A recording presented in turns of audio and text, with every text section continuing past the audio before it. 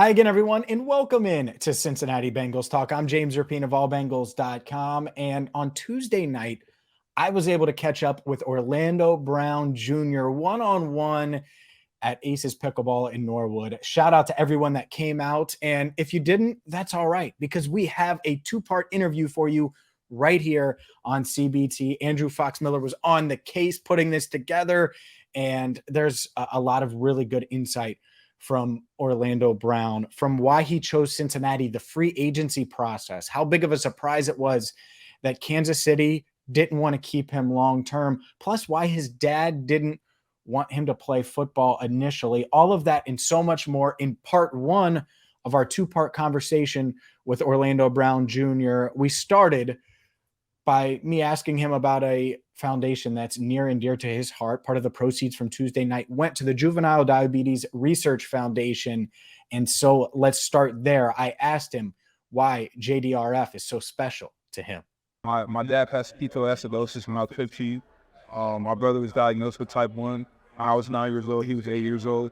And one of my best friends, Mark Andrews, man, was diagnosed at a young age too with type 1. So it's just a cause that hits home, man. I've dealt with it, head on, man, just with my family, my close friends. And so, man, it's not really easy to see and deal with, especially at a young age. And so JDRF has done a lot for me and my family, man, to be able to support us and allow us to be able to live somewhat more comfortably. Well, I know everyone appreciates you're here. I'm sure you appreciate that they're here. Yes, sir. Let's dive into a bunch of stuff. Yeah. First off, I'm sure you're feeling the love. Oh, yeah, I've talked to you about it. You've been in Cincinnati for 5-ish months now. Yeah. I'm sure you're getting settled, getting used to a new place. Yeah. But I think you're feeling the love here. I know, man. I mean, it's such a special place, such a special city. Their support for their sports is insane. I mean, I came in on a great side of things with the Cincinnati Reds, man. I never watched baseball until I got here. And I started that in March when I signed.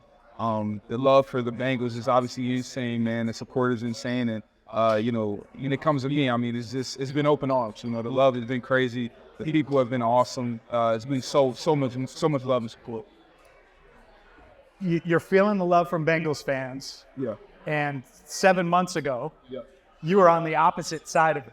I was. Where you obviously had to deal with the Bengals multiple times in multiple years. Yeah. What's it like switching sides in what I think is easily the NFL's most, I don't even want to say hated, but best rivalry? I know there's hate there. It is. But there's a lot there. So what's that like?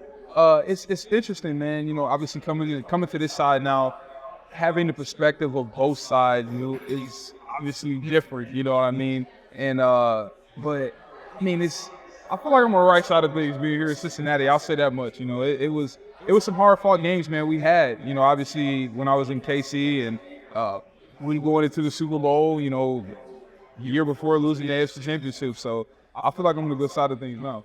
You came into the league in 2018, and I want to get back to the Chiefs and you coming here to Cincinnati. But you came into the league in 2018. From afar, how has your perception of the Bengals changed from 2018 to now? I mean, crazy. It's a crazy change. When I came in as a rookie, man, I think it was Andy Dalton and Duck Hodges, maybe? Duck Hodges was in Pittsburgh. He was in Pittsburgh. So, and then, but it was Andy Dalton. It was Andy Dalton, I think, yeah. So, I mean, man, it's been a lot of change here. Like, that even proves my point, you know what I mean? Like, just how much this team and city has grown. I think, man, where we are now is light years ahead of where they were 5 or 6 years ago. When you were a member of the Chiefs, when did you realize that the Bengals were a real threat? Because they played you guys and clinched the AFC North in December 21. Yep. I didn't think they were a Super Bowl contender then. Obviously, they went to the Super Bowl, and I'm with the team every day. Yeah. when did you realize, these dudes are for real? No, that's a great question.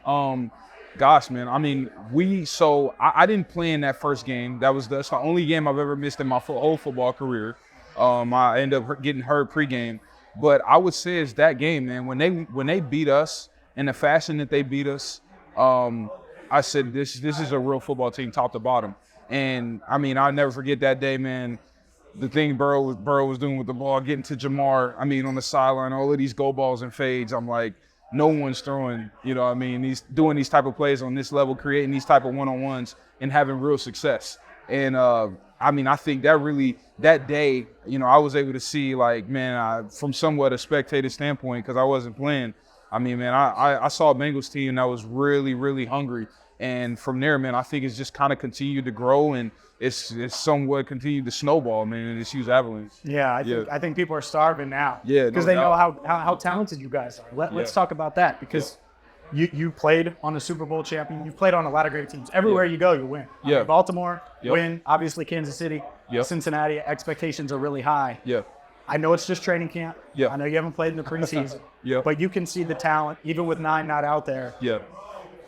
How do you feel about this group overall? I feel great, man. I think this is one of the best teams I've ever been on personally. Man, the things that I see day in and day out, just how competitive this group is. And I think the biggest thing that Zach has done for us, man, is he's created a really tight-knit core. And when you create a really tight-knit core, it's nothing bad going to come out of that. It's not going to be anything but greatness. And, you know, you look at the history of football, we look at the San Francisco 49ers in the 90s, the Dallas Cowboys in the 90s.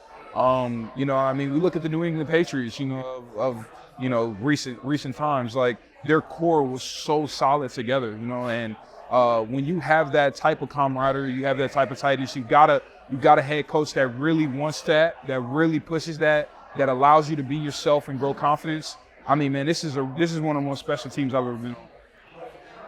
I didn't know exactly how I was going to go with this interview, exactly how I was going to frame. I'm just going to make it a conversation. Yeah. So the next thing that comes to mind, you mentioned those teams in the 90s. Yeah. In NFL history. Oh, yeah, I love football. You love football. Oh, big time. You love NFL history. Oh, You've referred to it a ton just in conversation like that, very casually. Yeah. When did it start? Yeah. The moment you remember seeing your dad? Like, is it that simple?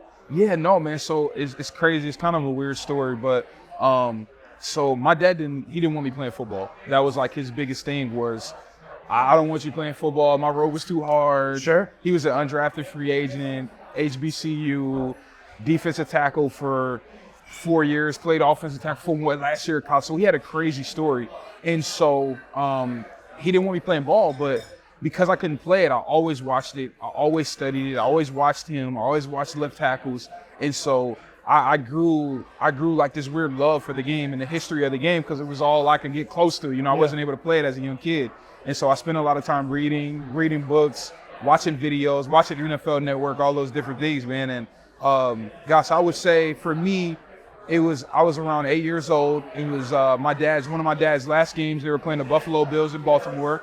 And I think Marshawn Lynch had a great day, but that's the first football game I ever really sat and just watched, man, start to finish. And I think at that age, it probably was 2005, I would say, sometime in October, November. That's probably like when I fell in love with it for sure, man. I was like, this is what I really want to be. And that's it. It took off. That's it, man. That was it. Oh, yeah. So what was the conversation like when you said, hey, I want to play? Yeah. If he didn't want you to play, which he probably didn't know necessarily that you were going to be 6'8". Yeah. But when you're 6'8", you probably should try sports. No, man, it's crazy. I've always been a big kid. And so, I mean, gosh, man, by the time I'm in 6th grade, I'm already 6 feet tall, 240 pounds. So, yeah, man. Yeah, I was always a big kid. I was 5'1" in the 8th grade. I was a point guard. I had to be quick because I was not tall. That's awesome, man. I was just one of those kids that grew so fast. You know what I mean? Man. But he never let me play sports. So I was in the house, man, pretty much for the most part as a kid. But man, I remember calling him. So I called him. I'm like 13 years old. Yeah. I'm going into 8th grade. I'm like, Dad, I really want to play. And so I get on the phone with him, man, and he's still fighting me. I'm like, listen, I want to do this. I'm going to do this. And he's like, well, all right, man, I'll let you do it. I'll help you out. I'll talk to you. I'll teach you techniques. You got to make me a promise, man. You don't quit till you're 10 years in the NFL. You got a Hall of Fame career. And at 13 years old, I'm like, of course, Dad, sounds great. Like, with no ultimate reality that, I got to go through college, I got to go through high school, I got to not only get to the NFL, I got to be successful. And, man, it was a crazy, you could say expectation. But, man, I'm glad I made that decision. He allowed me to start playing. There's two things there. The first one, I think there are a lot of NFL dads that tell their kids, I don't necessarily want you to play. Definitely. And having to play through the injuries and all the work, and because it's just a lot. It is. So I think that's common. Yeah. I think the second part is maybe he knew that would help drive him. I believe that too. I believe that too. I really do. Like, as you were describing it, he went from 0 to 100 like that. Oh yeah. Like, maybe he knew, like, oh, well, once he's ready, he'll come to me. Yeah. And then we'll see if he wants to do it. Yeah, and you know what? And my dad very much had that approach a lot of times, man, like his parenting style and techniques. So I definitely believe that too, man. You know what I mean? Like, he came from an interesting background. My grandmother, his mom was a janitor at the elementary school, and my grandfather drove taxis. So, and they worked 6 or 7 days a week, man. And gosh, that was how he was raised, And so I feel like for a long time he felt like football was all he knew, And so only natural, man. I think just like any other dad, I was talking to Antoine Winfield Jr. and man, his dad never necessarily pushed it on him, but kind of had a similar approach for his son when he started playing. Like, hey, if you're gonna do this, we got to do it big, So. Yeah, I mean, if you're going to, exactly, and if you see the gifts, the size, in your case, obviously you had the ability. And let's fast forward a little bit. Yeah. Your Oklahoma days. Yep. Played on some really good teams in Oklahoma. I did, man. Really good teams. Yeah. And before the draft, I assume you were thinking, oh, I'm going to be that day one pick. Yeah. I'm going to be a first round before the draft process in general. Yeah. Yep. But what do you remember most about your time in Oklahoma? Yeah, man, I grew so much going into college because I was very unfamiliar with like just college football in general. Gosh, man, my dad went to an HBCU. My mom didn't go to college. My dad played in the NFL for 13 years. So I spent a lot of time around the professional level, not so much the college level. Mm-hmm. And honestly, I didn't watch college football until I got in college. And so gotcha. I've watched NFL football my whole life, though. You know what I mean? Mm-hmm. And so I was very unfamiliar with it overall. And man, but I would say I was ahead mentally, but behind physically. And when I got to school, man, I enrolled late because I was basically a late qualifier because of my grades, my ACT scores, and so I got to campus kind of late. But yeah, man, I was able to grow so much, man. I was able to grow so much, like as a person and an individual. So. All right, so let's stick with the college theme here. Everyone says, high school, college, best years of your life, all of those things. Obviously, a lot of work went into it. What do you remember most about those college years? Not just on the field, off the field. Gosh, man. As I said, it was such an important time of growth for me. Man, I feel like I found myself in Oklahoma. I even bought my first home there when I got to the NFL. Did you really? Yeah, I did, but I would literally go back and train there in the off seasons for my first 3-4 seasons. So, wow. Yeah, I mean, I still to this day, I own that home, man. I love Oklahoma. And Norman was such a special place to me, man. I met so many important people in my life, today that, man, I still, I got goosebumps, man, that I go to, man, for any issues, any problems, football related, non-football related, on the field, off the field, that have always been there for me. Joe Mix is one of those people, man. And, Baker Mayfield, Mark Andrews, Cody Ford, Ben Powers, Quinn Mittermeier, man, one of my roommates and teammates. Most importantly, man, we had such a great offensive line room. I mean, we were such a close-knit room. We had such a close-knit group with guys like Creed and guys like Bobby Evans, man, and all these other dudes that, we were always there for each other. And so I formed a crazy brotherhood there, man. You could say that really allowed me to grow into who I've been able to become as an adult, man, and really gain that confidence and maturity. All right, let's talk about the pre-draft process. Oh yeah, Because we were talking. I know you consumed a lot of that stuff. I did. I'm sure it was a hard time, frustrating time. Most definitely. What was it like? It was very difficult because, it's a lot of times for us college recruits, college kids coming out of college, it's the first time that you're really hearing the real negatives. It's the first time, because so often in college, like, we use, not even me, Baker Mayfield, for example. Gosh, I mean, man, what happened to him with, you know, some of his arrests and things like that, DUI stuff. But from a football standpoint, it was so much positivity. It wasn't a lot of negativity. Yeah. And then you go through the pre-draft process and it's so much negativity. And it's your first time hearing that a lot of times from outside sources. You know what I mean? Obviously, we hear what we hear from our coaches and peers, but you're hearing it now from ESPN, from NFL Network, from, you know, Daniel Jeremiah and, you know, Todd McShay and all these important people. And so the process for me was so different in that area because I've always been a great football player, you know what I mean? And that's something that I've always been able to do is play football, man. And that's because I understand my strengths and weaknesses.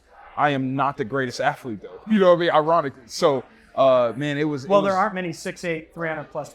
That's the other part. Exactly. Is you can't compare 6'4", 320 to you, with all due respect. Exactly, man. And so that was my issue is, you know, and this is something that my dad always preached to me about when I started playing the left tackle position in high school was, you know, there isn't going to be anybody for them to compare me to. You know, I mean, nowadays, even now, you know, you see kids come out in the draft and they may say, quote unquote, this guy is a better Orlando Brown.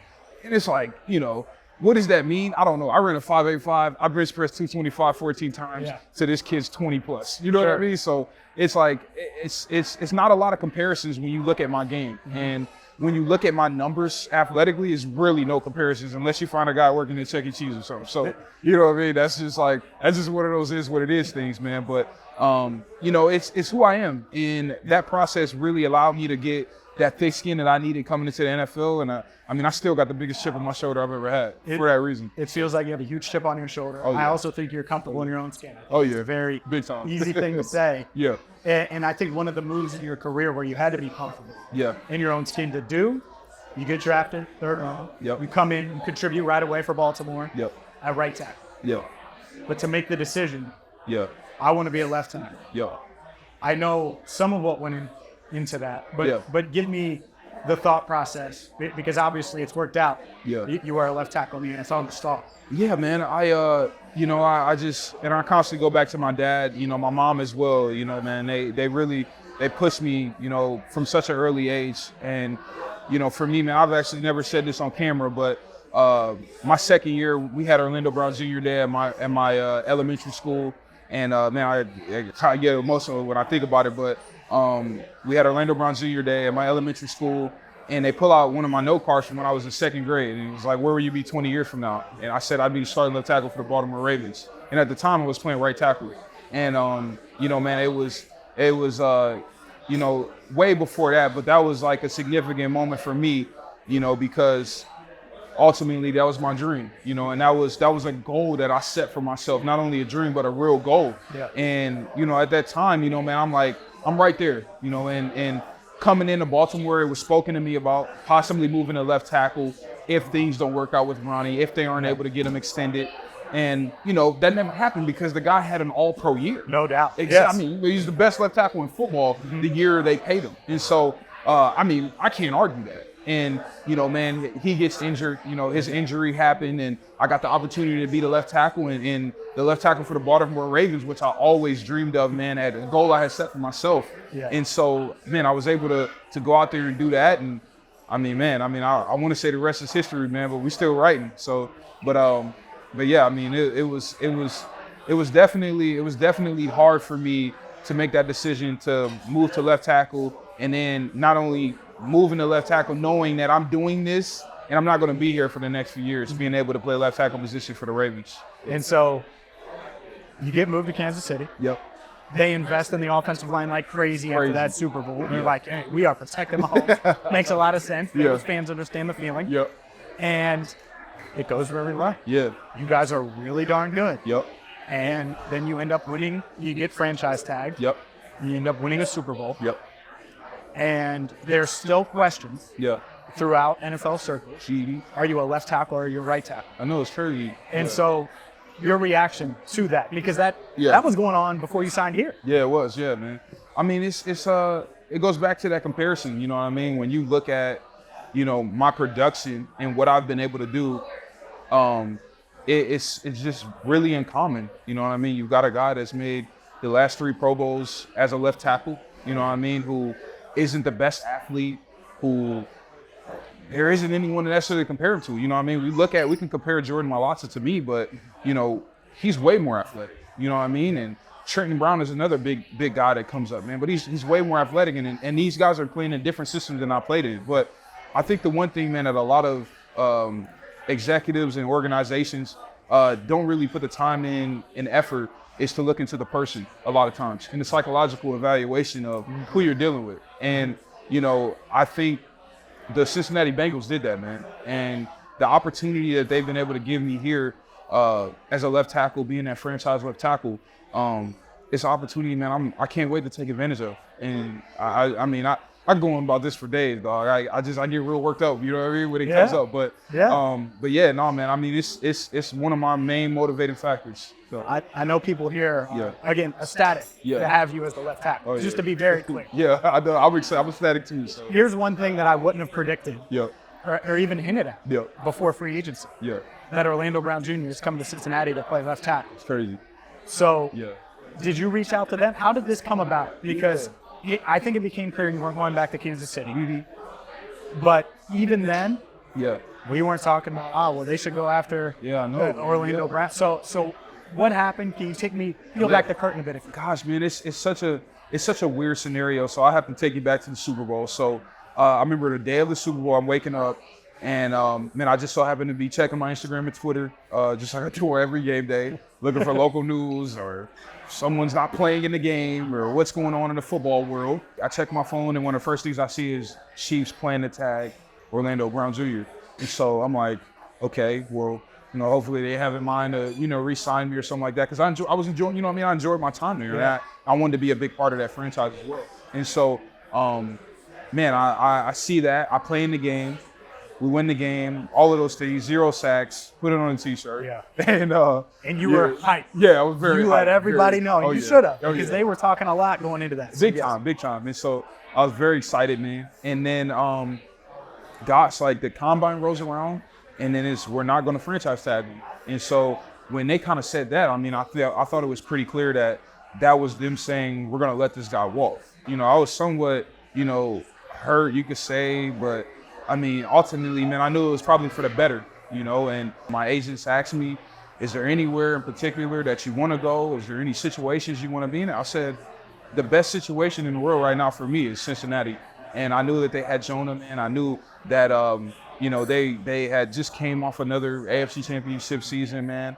So, you know, I felt like it was the best situation for me. And, you know, there was a few other teams involved, man, between especially the New York Jets was you know, the other option as well. But they were kind of going through things with Aaron Rodgers trying to figure all of that out. And, I mean, man, honestly, they had a better price. But, I mean, ultimately, man, this was the best situation for me, I felt like. So. Wow. I didn't know that part. Oh, yeah, man. So you had offers higher than which one? Oh, definitely. Yeah, definitely, man. I mean, it's never been about the money for me necessarily. It's about being respected by the organization, and on top of being respected by my organization, continuing to carry on my legacy. You know, what I leave behind in this game is most important to me. So, you know, man, when, you know, people talk about Orlando Brown 30 years from now, you know, hopefully they talk about how great of a guy I was and how awesome a football player I was and how many Super Bowls, you know, I was able to be a part of. So. For sure. No, and I certainly think you're right in the thick of it in that mix. I want to talk a little bit more about this year's team. But before we do that, so you reach out, you're able to work out the deal. And you come here. Why was this the best? What stood out? We obviously know Joe Burrow is Joe Cool and they have weapons and the offensive line need. But maybe schematically, why is it the best fit for you? Because I think that's how you look at it. It's not just, oh, these are some really good players. It fits your game. Yeah, it does. And so I just think from outside looking in, man, what I saw was a team that had a really good pass game, that had a really good run game towards the end of the season, that wasn't necessarily in a married system where formations match the pass game and the run game, screens match the pass game and the run game. It was, you know, it wasn't where it is now, you know, and where it's about to be. And so I kind of understood that throughout the process, just studying film, breaking things down over the years. Like, I watch a lot of football naturally just because I play the sport. But yeah, no, man. I mean, I think schematically it made the most sense because it's going to allow me to really go out there and be myself. Very similar to how I was in college. Just being able to go out there and being aggressive in pass situations, run situations, and being able to really utilize my tools, my strengths. And your strengths, obviously, protecting Joe Burrow's blind side. That's what everyone's. Oh yeah, my number one. That's what everyone's talking about, right? Yep. Is that's what they want, and it was honestly the best case scenario on paper for the Bengals because it was a weak right tackle free agent class. Yeah. To me. Yeah. And right tackle was the need. Yeah. Well, they filled that by adding you. Yeah. Put you at left, Yep. and right away I was like, oh, move Jonah to right. And I know it took a little time to adjust to that. Okay. But he's been looking good on the right He side. has, man. I mean, he's really like. I mean, I know we've been hearing so many different things about MVPs in training camp, but I mean that's my MVP at training camp. Man. I mean, what Jonah's been able to do, it's not easy switching sides. Yeah, you know firsthand. I mean, it's not easy. It's one of the hardest things to do, but I mean, the guy's a natural right tackle in some ways, and he's been able to go out there and really perform at a high level, in my opinion, man. Been able to be consistent every single day. Him and Sam just grinded. Really good stuff from Orlando Brown Jr. And remember, that's just part one. Make sure you check out part two when it comes out. You're going to get insight on Joe Burrow. You're going to get insight on Orlando Brown Jr., the human being, why he's so excited to be in Cincinnati, the potential of the 2023 Bengals, and so much more right here.